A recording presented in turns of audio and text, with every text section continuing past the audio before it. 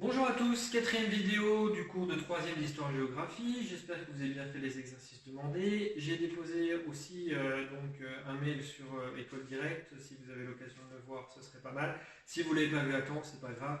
C'était par rapport à une classe virtuelle de type HEC, c'est-à-dire poser des questions, essayer de voir un petit peu comment ça s'est passé pendant ces 2 premières semaines, si vous avez des attentes, des choses à demander, voilà. Plutôt un espace de discussion, ce ne sera pas un cours, puisque mes cours, vous voyez, j'ai fait maintenant dans des enregistrements, c'est plus simple et plus facile d'accès pour vous. Mais vraiment, si vous avez pu venir le voir le mail et que vous pouvez venir cet après-midi à 16h30, eh bien venez. Si jamais vous voyez la vidéo plus tard, c'est pas grave, la semaine prochaine, je compte refaire un espace, on va dire un moment d'échange similaire, en espérant que ça fonctionne bien entendu. Alors, je rappelle les consignes, donc vous devez toujours poser vos questions dans l'espace de travail. J'ai remarqué que personne actuellement ne pose de questions depuis plus d'une semaine. Donc j'espère que c'est parce que vous comprenez un peu mieux les consignes, que c'est pas parce que vous avez décidé de ne plus poser de questions ou vous êtes résigné. J'espère quand même que c'est lié à des choses positives et pas négatives. S'il y a des problèmes, il faut me faire part de ce genre de problème, de tout ce qui peut se passer. D'accord. Au niveau du travail, toujours rien à renvoyer. Par contre, il y aura un QCM qui va apparaître dans le week-end pour essayer de voir si vous avez bien suivi l'ensemble du cours depuis 2 semaines. Et vous allez devoir, la semaine prochaine, à la fin de cette séquence qui va se terminer donc mardi prochain, me renvoyer par photographie, par scan, l'ensemble de ce que vous aurez fait sur la séquence dans le cahier pour justement que je vérifie que vous avez bien travaillé pendant la période. Donc attention, il faut que tout soit bien dans le cahier. Alors, une vidéo toujours en 2 parties, la correction des exercices et l'explication du cours, et ensuite les devoirs à faire pour mardi prochain. Alors, essayez d'avoir le diaporama, on se rappelle, c'est quand même beaucoup plus pratique pour comprendre de quoi je parle. On commence avec la première diapositive que vous deviez travailler, avec les contrastes au sein de l'Union européenne. On avait déjà travaillé sur l'espace Schengen et la zone euro. Là, vous aviez à m'expliquer un petit peu ce qui se passe au niveau des différences de richesse, des différences, on va dire, de développement entre des pays riches et des pays un peu moins riches de l'Union européenne. Le premier document était un tableau un peu flou, je suis d'accord avec vous sur la mauvaise qualité du document. Je n'ai pas réussi à le retrouver on va dire, sur internet pour l'avoir en meilleure qualité. Donc là, je vais vous donner quelques explications en vous remettant les chiffres beaucoup plus lisibles. Mais il était quand même assez simple à comprendre. Vous deviez, avec ce tableau, essayer de m'expliquer quelles étaient finalement les fortes inégalités qu'on pouvait retrouver au sein finalement de l'Union européenne. Vous aviez la comparaison entre la France, un des pays les plus riches de l'Union européenne, le deuxième pays le plus puissant économiquement de notre zone, avec un pays comme la Roumanie qui se situe à l'est de l'Europe.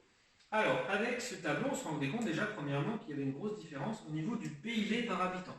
Puisque en France, on est en gros à 26 100 € de PIB par habitant, alors qu'au niveau de la Roumanie, on est seulement à 11 000. Donc on voit très bien que les Roumains n'ont pas du tout, on va dire, le même développement économique que la France, puisque au niveau de la richesse créée, eh bien, on se retrouve avec une somme qui est beaucoup moins importante en Roumanie. Pourtant, on est dans le même territoire européen, donc ça veut montrer qu'il va y avoir des choses qui vont poser problème ou qui vont devoir essayer de se rééquilibrer pour essayer de rendre un espace plus homogène entre des pays riches et des citoyens européens plutôt riches et des pays et des citoyens européens plutôt moins riches. D'accord ?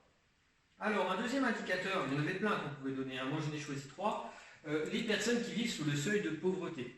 On se rend compte qu'en France, on a 13% de la population qui est concernée, contre 22% au niveau de la Roumanie.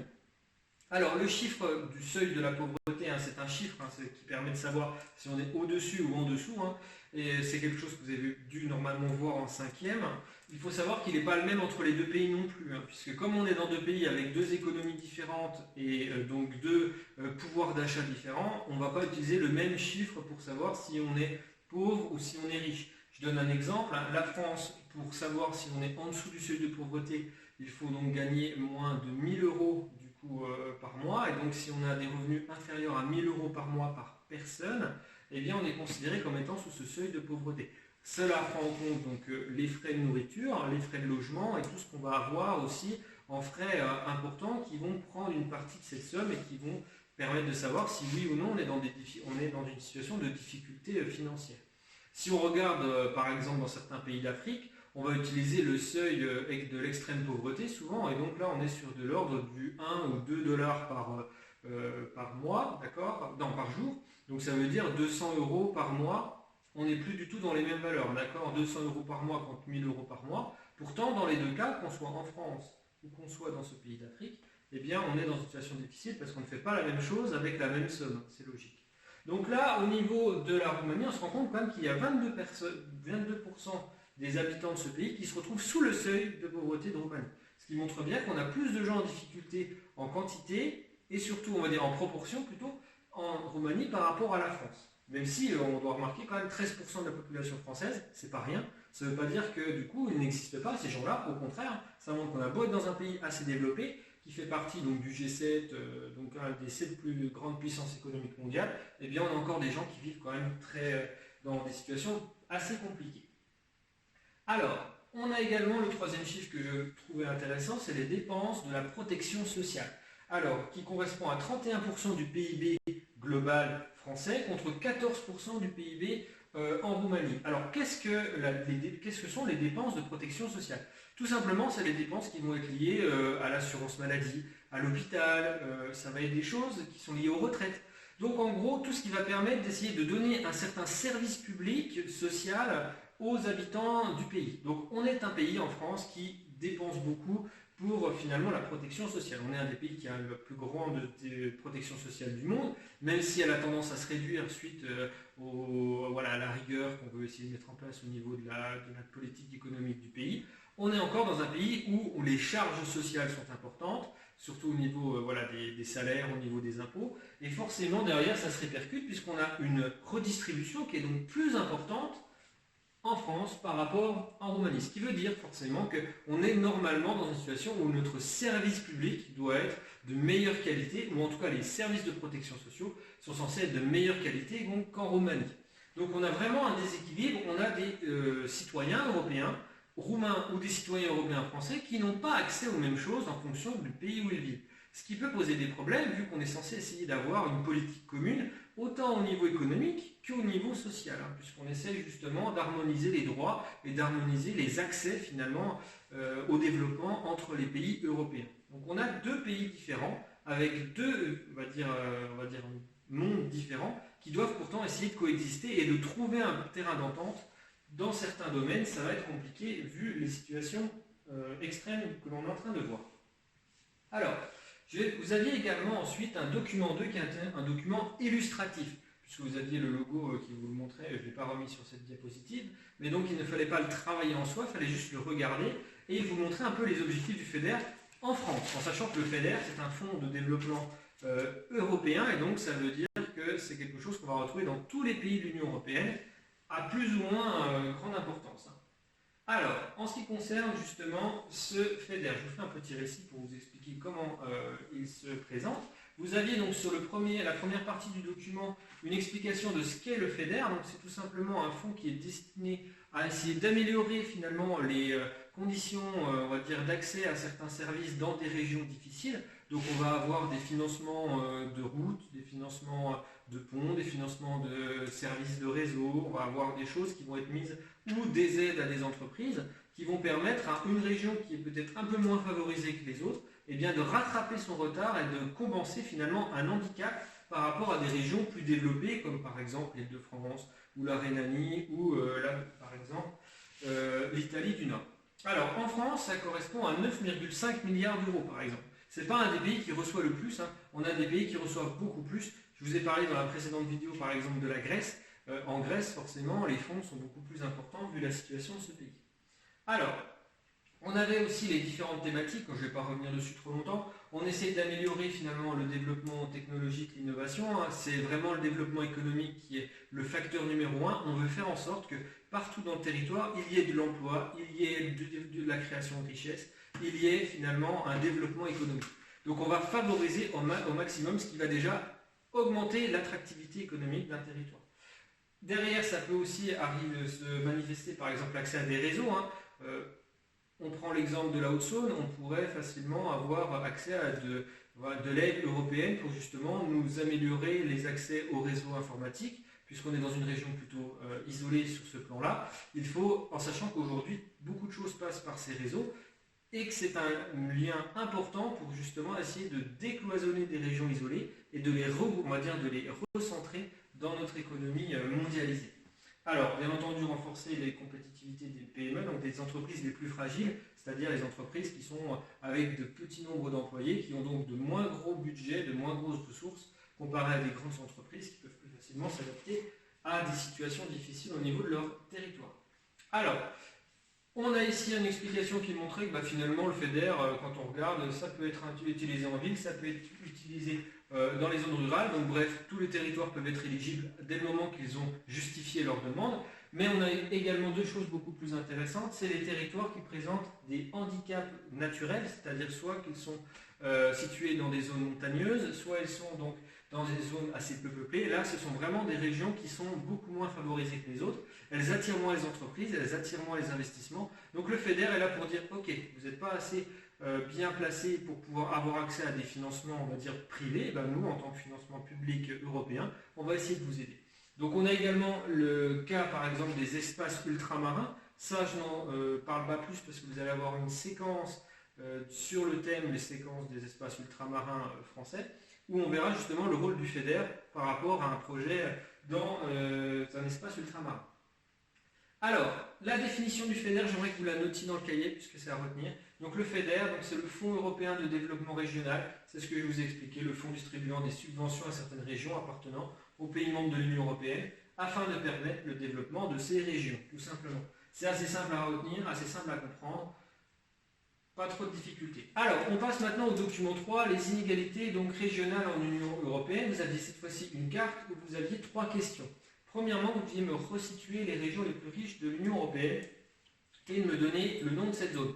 On se rendait compte, en regardant le PIB par habitant en 2010, ça date un petit peu, mais ça reste toujours actuel, que les territoires les plus riches de l'Europe se situent bien entendu au centre de l'Europe. D'accord ? Donc le centre de l'Europe est la zone la plus riche. C'est là où on retrouve les villes les plus connectées à la mondialisation, avec par exemple, vous avez Milan, vous avez par exemple Munich. Des fois, cette mégalopole européenne intègre également la ville de Paris, ce qui peut expliquer aussi que des fois elle va être plus ou moins large.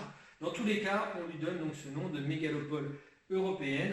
Donc il faut la retenir, d'accord, cette zone. Moi, je vous ai mis une zone un peu plus large pour essayer de vous expliquer comment fonctionne finalement cette Europe. Il faut savoir qu'en gros, on considère que le centre et le nord de l'Europe sont des territoires plutôt riches. C'est vrai que le problème de la mégalopole européenne, c'est qu'elle ne prend pas en compte, par exemple, les territoires scandinaves. Aujourd'hui, les territoires scandinaves sont des territoires qui sont plutôt développés, qui sont plutôt en avance dans plusieurs domaines. Donc, ce ne sont pas des territoires en marge ou en retrait par rapport à ce centre de l'Europe. Du coup, c'est quand même dommage de ne pas les intégrer. Donc, j'aimerais bien que vous reteniez que le nord de l'Europe, aujourd'hui, est aussi une zone assez dynamique, assez développée. À côté de ça, il fallait retrouver les zones les plus pauvres. Et bien, du coup, c'est un peu logique. Si le centre est riche, et bien, les régions les plus pauvres, elles sont situées sur la périphérie, c'est-à-dire à l'ouest. On a par exemple donc l'ouest espagnol, mais également le Portugal, l'Irlande, qui est considérée comme un territoire un peu plus en difficulté. On a le sud de l'Europe, avec par exemple Malte, mais également le sud de l'Italie, la Grèce, ça, je ne reviens pas dessus, on en a parlé dans la dernière vidéo. Et bien entendu, tous les territoires de l'Europe de l'Est, qui sont en fait des territoires de l'ex-Union soviétique, qui sont des territoires qui ont eu un gros problème pour essayer de réaménager, réindustrialiser le pays face donc à des difficultés économiques qui se sont accentuées à partir des années 70-80. Et aujourd'hui, on est dans des territoires qui essaient de rattraper leur retard au niveau de la Pologne, la Roumanie par exemple, ou des pays baltes. Donc on est dans une région, on va dire, avec un peu plus de retard économique. Donc c'est assez simple à retenir en Europe. Le centre est riche, les extrémités sont plutôt pauvres, mis à part le nord. Alors, quels pays reçoivent moins d'argent qu'ils n'en versent à l'Union européenne? Ça, c'est un thème important. Donc vous avez par exemple la France ou l'Allemagne qui sont des territoires qui vont cotiser à l'Union européenne. Il faut savoir que quand on est membre de l'Union européenne, eh bien finalement on paye une contribution. Pour payer le FEDER par exemple, ce n'est pas de l'argent qui tombe du ciel, il faut que les pays aient cotisé et donc cette cotisation permet d'avoir des cagnottes, des fonds qu'on va redistribuer ensuite à des secteurs ou à des pays en fonction des besoins. Eh bien il y a des pays qui sont plus riches que les autres et donc le principe aujourd'hui de l'Union européenne, c'est si vous êtes très riche, eh bien vous allez payer. Et avec cet argent, eh bien, on va aider à développer les plus pauvres. Alors, là où ça peut poser problème, c'est au niveau finalement des pays qui peuvent se sentir un peu lésés ou des citoyens européens qui considèrent que finalement ils sont dans une situation qui n'est peut-être pas si idéale que ça et finalement ils donnent de l'argent pour les autres. Donc la solidarité européenne, c'est vraiment quelque chose qui est assez important dans le fonctionnement de l'Union européenne. Mais on a de plus en plus d'Européens qui considèrent que c'est l'entre-soi un peu qui doit primer, c'est-à-dire moi j'ai des difficultés chez moi, je ne vois pas pourquoi j'irai aider le voisin, je vais déjà m'aider moi-même. C'est ce qu'on retrouve notamment dans les nationalismes régionaux qu'on va retrouver en Italie du Nord, ou par exemple quand on avait la Catalogne qui essayait justement d'obtenir son indépendance, vous avez des territoires des fois riches dans un pays qui considèrent que on leur prend leur argent pour aller aider des territoires plus pauvres et on se dit finalement on est en train de m'handicaper en m'enlevant des ressources pour essayer d'aider d'autres territoires alors que déjà je ne suis pas forcément dans une situation idéale. C'est le cas notamment lors d'une crise économique. Depuis 2008, on était en crise économique depuis une dizaine d'années et donc on avait beaucoup de citoyens qui disaient on a du chômage chez nous, on a des difficultés économiques, on a de moins en moins finalement de services publics. Et derrière, on se rend compte qu'on donne de l'argent pour d'autres territoires alors que nous, on en aurait peut-être aussi besoin. Donc on a des personnes qui pensent qu'on donne trop à l'Europe et du coup, on ne leur donne pas assez à eux. C'est le cas par exemple du Royaume-Uni. Si le Royaume-Uni a quitté l'Union européenne, c'est en partie à cause de cet état d'esprit. Les Britanniques disaient, nous, on donne beaucoup d'argent à l'Union européenne pour aider les Grecs, pour aider les Roumains, pour aider les Polonais ou des Portugais. Alors que finalement, la situation du pays n'est pas si bonne que ça, notre argent serait mieux utilisé dans nos propres territoires. Donc aujourd'hui, c'est quelque chose qu'il faut savoir, des pays sont des pays contributeurs, c'est-à-dire qu'ils vont donner plus d'argent pour aider le développement de notre région, et il y a des États qui sont donc plutôt des États qui sont receveurs et qui vont recevoir cet argent pour essayer de se développer.